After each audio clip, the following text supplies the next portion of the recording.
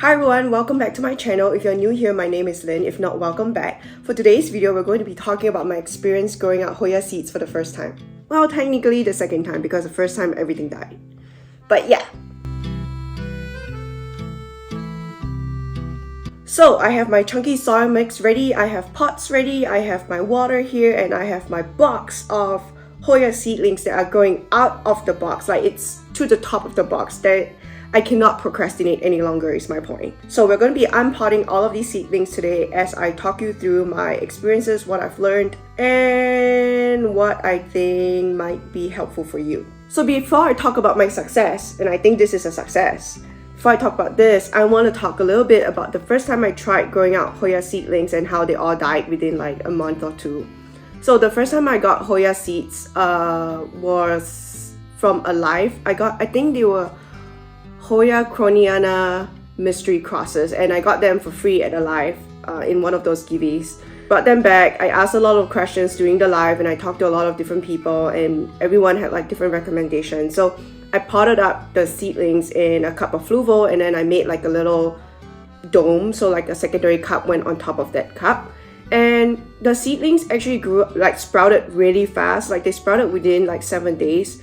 But they just could not grow after that. They were overcome by mites, and at that time I didn't know that mite treatment was such a huge thing. So they were overcome by mites and all of them just very quickly, rapidly dropped their leaves and died. When you're growing Hoya seedlings out when they're really young, you really have to be on top of mite control. And I have already run out of the original miticide that I used for my Hoya seedlings, but I'm going to include a picture on the screen right now and also include the link down in Amazon below. But I haven't personally actually sprayed straight up 70% alcohol on Hoya seedlings before. I've only done it on actual plants. So I have no idea if 70% alcohol would work as a mite control for Hoya seedlings. So I cannot say anything to that regard, but I can confirm that the miticide that I'll have on the screen right now is indeed effective in managing the mites for my Hoya seedlings, especially for this tray. So now I'm going to fast forward and I'm going to unpot all of this and I'm going to tell you my recommendations and tips for growing out your Hoya seedlings.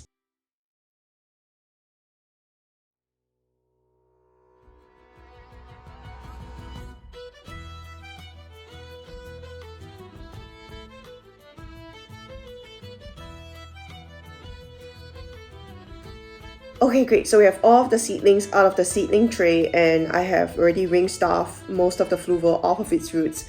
Some fluval hanging on to the roots are going to be just fine. My semi-hydro plants do fine. When I root plants in fluval and then I move them to soil, it's totally fine. So just remove as much as you can in like a water dip and that's okay. A lot of the stuff that's clinging onto the roots are just like rocks that I added to my fluval mix, so that's also fine. Now I have these clear pots and I will be planting a bunch of Hoya seedlings into each pot.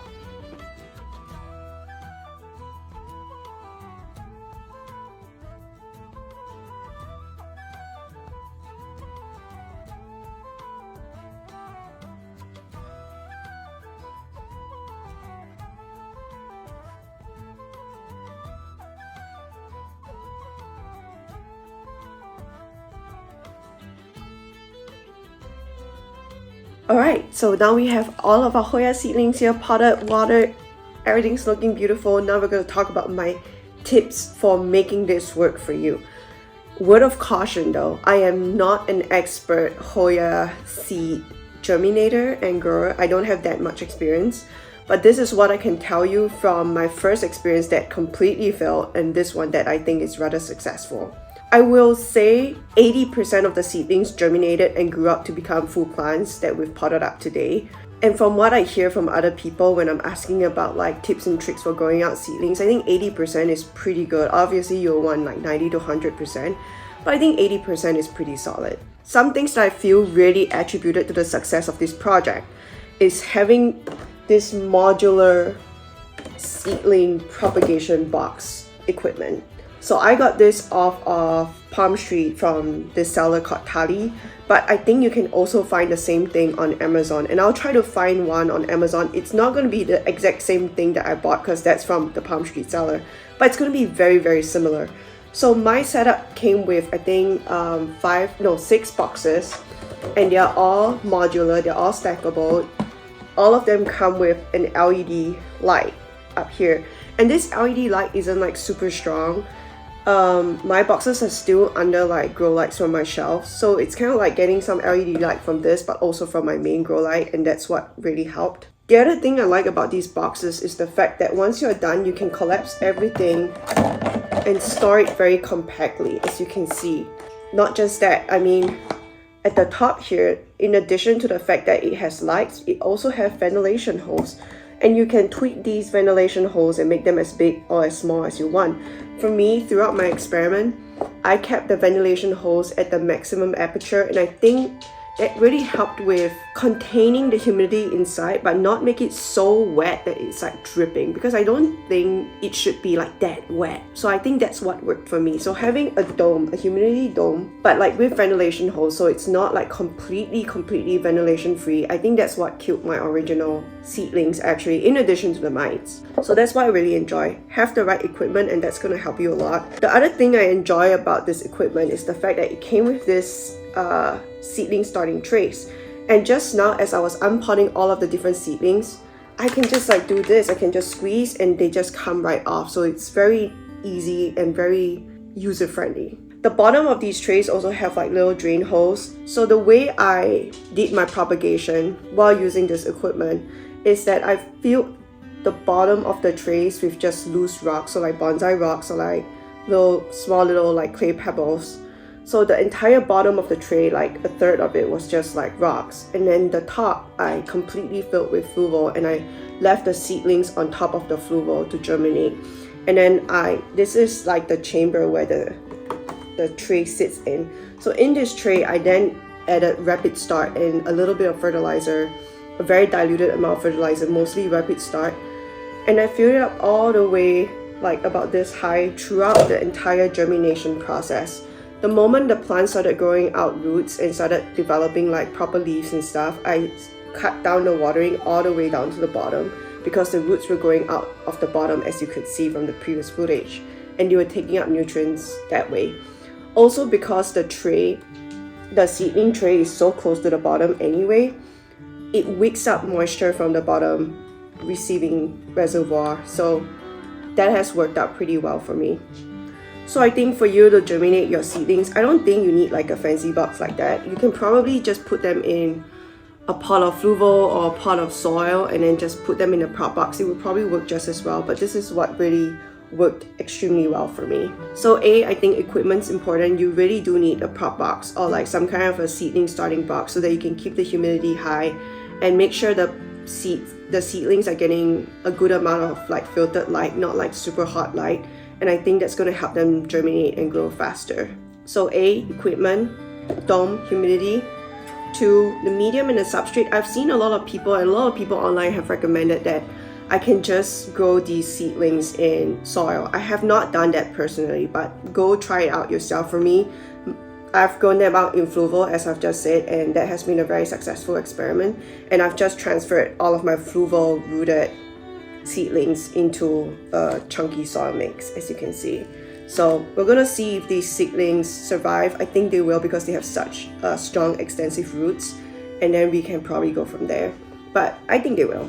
And then in addition to the equipment, I think the second thing you really need to keep an eye out for are mites. So I think these Hoya seedlings are very attractive to mites, and I don't even know where the mites came from, but they came from somewhere, because none of the plants around the seedling box had mites, but only the seedlings had mites. So invest in a good miticide spray. I have not personally sprayed seedlings with 70% alcohol, so I cannot speak to that. But the miticide spray that I will include in the description box below did work for me. So every time I saw like the seedlings dropping leaves prematurely, or like they were yellowing, or I saw like little dots on the leaves, I would spray it down with the miticide spray, let it air dry, and then pop the lid back on, and the seedlings just continued to grow. So I think the key here is really a humidity dome with ventilation, good amounts of light, not super hot light, but like strong indirect light, miticide spray, and then honestly a lot of patience. From what I've heard, everyone else roots theirs in just a soil mix in a prop box, but I've done it in Fluval, so now you know it can also be done in Fluval. Alright, I think that's all. I don't think I have anything else to say about this. My closing thoughts are, am I going to continue growing Hoya seedlings? I don't think so. I find them to be very stressful. Especially, I mean, if someone were to give me Hoya seedlings for free, of course I'll grow them. Or if I want them in a givey, of course I'll grow them. But like, I don't think I'm gonna go out of my way. Like, some people really go out of their way to buy like very expensive seedlings. And that entire process is way too stressful for me. So I will probably not do that anytime soon. Maybe after I've like germinated successfully like several rounds of Hoya seedlings that are cheaper or they're gifted to me, then maybe one day I will get into that whole like grow your own Hoya from scratch thing that like some really experienced Hoyas really love. I'm not quite there yet, but at least now I know like the recipe for growing out Hoya seedlings successfully, and that makes me feel really good as a Hoya grower. So if you enjoyed today's video, please give it a thumbs up. I will really appreciate it. Comment down below if you have experience growing Hoya seedlings, or if you have any tricks or tips to share with me or with us in the plant community. I would really enjoy those. And also subscribe to this channel if you haven't already subscribed. I will attempt to post more interesting and entertaining Hoya content or like orchid content or like any other houseplant content. So I'll see you next time. I hope you enjoyed today's little Hoya seedling experiment conclusion. Have a great day. Bye.